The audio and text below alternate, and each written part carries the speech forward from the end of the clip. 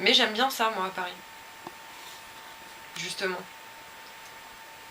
Le fait qu'il y ait autant de cultures qui se mélangent, qui se... Oui, mais ça, je veux dire, c'est justement le problème, c'est que... Enfin, maintenant, c'est ça, mais c'est comme ça aussi. Tu vas à New York, c'est pareil. Je veux dire, ils ont des quartiers, même en Italie, dans le sens où c'est quand même assez... T'as quand même pas mal de... Je veux dire, c'est pas parce que... Enfin, à Rome, il y a quand même pas mal de restaurants, tu vois, genre... du monde entier. C'est juste que c'est vrai qu'ils sont plus attachés à leur tradition. Après, c'est vrai que... ils vont pas autant que nous ou autant qu'aux États-Unis. Je pense que aux États-Unis aussi, ils vont vraiment partout, tu vois, dans n'importe quel. Enfin, ils mangent pas tout le temps la nourriture typique, genre, tu vois, des hamburgers, des frites, de la viande et tout ça, tu vois. Ils mangent beaucoup chinois, italien. Il y a aussi, je veux dire, mais ça a dominé, tu vois, sur la culture, parce que je pense qu'avant, aux États-Unis, c'était pareil, tu vois, ils avaient leur culture, ils mangeaient moins tout ça, quoi. Et c'est parce qu'après, forcément, avec toute l'immigration et tout, c'est mixte. Mais c'est sûr, c'est bien. Hein. C'est bien, mais je trouve ça dommage parce que... Enfin, ce que je trouve dommage, c'est que c'est totalement disparu, tu vois. C'est qu'il y a pratiquement... je veux dire, il n'y a pas de moitié-moitié, ça a pratiquement disparu. Oui et non, parce qu'à côté de ça, t'as justement ce dont on parlait tout à l'heure, ce côté français qu'on a, et surtout parisien, qui est très fier de l'histoire du pays. Oui, fier de l'histoire, mais pas de ces traditions-là. On est fier de notre histoire, ces traditions genre... ouais, mais quand on est à l'étranger, on a toujours, si tu veux, ce côté un peu fier aussi de pouvoir dire que quand t'es au restaurant, le vin... à la limite, les gens ils vont plus te demander de le goûter ou de... parce que toi tu connais le vin, tu vois. Ou, non, moi je trouve qu'il y a quand même un petit peu... mais bizarrement, ça se ressent quand on est à l'étranger.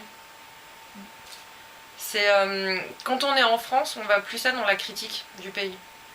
Plus dans la critique politique, la critique sociale, le principe du combat entre le peuple et le gouvernement, de qui va gagner les manifestations pour faire reculer le gouvernement.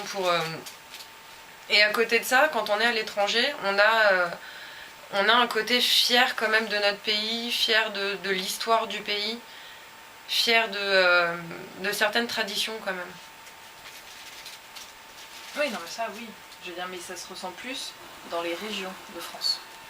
Genre les régions, tu vois, les personnes qui habitent en Bretagne, qui habitent dans le sud, qui habitent en Alsace, tu vois, qui habitent dans les montagnes, ils sont très fiers de l'endroit d'où ils viennent, ils sont très attachés aux traditions, oui, mais des traditions locales, de ce genre de trucs. À Paris, dans le fond, on se rappelle même plus de ce qui est vraiment parisien ou pas d'origine, tu vois. Je veux dire, Paris, ouais. C'est un mélange de toute la France et c'est un mélange de toutes les cultures françaises, parce que quand tu penses, on mange des plats typiques de tel endroit. Mais est-ce qu'on a un plat typique de Paris, tu vois ? Ouais, la soupe à l'oignon. Ouais, la soupe à l'oignon. On a que ça. Et on se rappelle plus, à mon avis, il y a d'autres choses. Hein. Mais c'est juste que, je sais pas,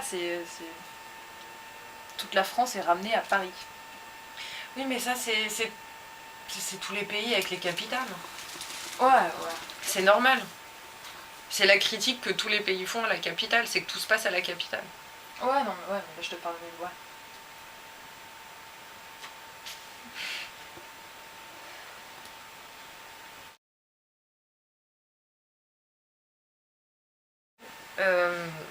J'ai un ami qui avait vécu un petit peu à New York et qui un jour, quand il est revenu à Paris, m'a dit une image qu'à l'époque j'avais pas vraiment compris. Il m'avait dit que ce qu'il aimait à Paris, c'est que tout était à hauteur d'humain, à hauteur d'homme. Et cette image, en fait, je l'ai vraiment comprise quand je suis partie à Rome. Et toi, Clara, qui connais bien Rome, tu pourras le confirmer. Il y a ce côté, comme beaucoup de grandes villes, comme beaucoup de capitales, comme Londres, comme New York, et comme Rome, qui est ce détail architectural qui est que tout est gigantesque. Tout est grand, tout est... alors c'est très beau, c'est très impressionnant, c'est immense, c'est des immeubles qui sont... C'est imposant.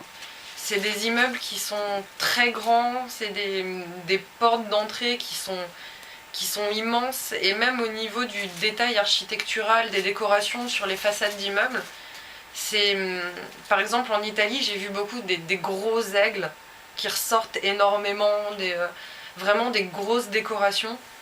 Et Et au final, quand on est dans Rome, par exemple, c'est vrai qu'on marche en ayant tout le temps la tête en l'air, rien que pour voir juste le détail au-dessus des portes. T'es obligé de... t'as vraiment un côté... t'es englouti par la ville, quoi. C'est immense, c'est énorme. Toi, tout à l'heure, t'avais fait une image, là, par rapport au Colisée, qui rendait bien l'idée, je trouve, de ce que je quand disais. tu marches, t'as le Colisée à gauche avec la colline à droite, et toi t'es tout petit, t'es minuscule au milieu, quoi. Voilà. Tu passes et t'as vraiment l'impression d'être tout petit. Et c'est vrai qu'à Paris, il y a... Enfin, rien qu'au niveau architectural, les immeubles sont plus petits, plus... Ils sont pas plus petits, mais pas en taille, mais ils ont en... plein de petits détails qui voilà. font que ça les rend plus... plus fins, plus... Ouais, plus fins. Plus fins, plus... Je sais pas s'il y a plus de... Plus à la hauteur de l'homme, en fait. Ouais, voilà. La plus... hauteur de l'homme. Ouais, moins film démesuré, plus des portes qui sont à la taille humaine, quoi. Finalement, à Rome, on a l'impression que c'est des portes faites pour des gens qui sont super grands. Et c'est vrai qu'ici, il y a ce côté portes plus petites, petits détails au-dessus des portes, vraiment gravés dans le côté fin, Même dans les appartements, c'est... à l'intérieur des appartements, les ouais. anciens appartements, t'as des espèces de moulures au plafond, tu sais, des petites... comme on a dans la maison, tu sais, ça fait des petits carrés en haut, tu regardes, c'est vraiment comme ça, genre les cheminées au-dessus, des miroirs, t'as toujours plein de petites gravures tout autour, plein de, Ouais, plein de petites statues, le plancher par terre, tu sais, le truc de bois, comme ça. Le plancher à l'ancienne. À hauteur d'homme. C'est après un certain temps, mais maintenant je comprends. C'est une sensation qui arrive de temps en temps, quand vous avez l'impression d'être nain par le monument, ébloui par le prix pour avoir tout autour de vous, presque englouti par la confusion de tout.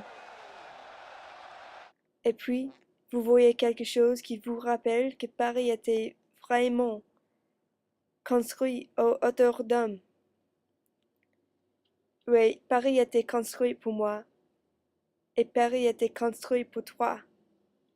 Cette ville a parlé aux gens innombrables, elle a incité vague après vague de mouvements qui ont changé le monde. Paris leur a parlé, et Paris me parle. Écoute.